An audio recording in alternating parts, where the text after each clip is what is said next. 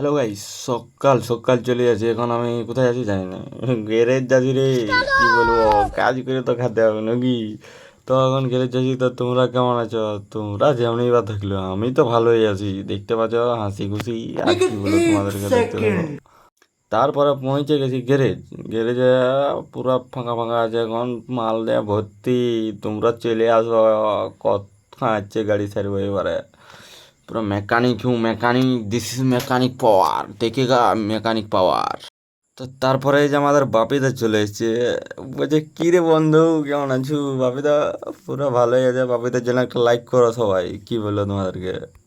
তো আর কি বলবি গাইস, এই যে একটা গাড়ি ভাঙে ফুটে একে এখন লেজ লেগতে হবে ঠেলে ঠেলে। কি বলবো, আর কিছু বলার নাই, নিচে ঠেলে ঠেলে লেজ।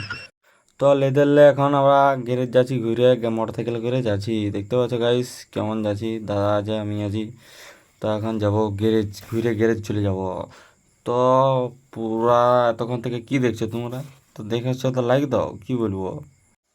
তো তারপরে পৌঁছে গেছি এখন গ্যারেজ। গ্যারেজে এখন ভালছি চারদিকে, বলছি শালা কি হবে, ব্যাপার কি, লাইক কন পড়ছে নাই। তারপরে ভালতেছিলি, গাড়ি চলে এলো সামনে। একে এখন ধোয়া ধাকলা করতে হবে। Wow, very dangerous. একে এখন পুরা ধাকলা একদম ই করে দেবো, ধুইয়া ধাকলাই ধাকলাই সব কিছু করে দেবো, সাফা করে দেবো একদম।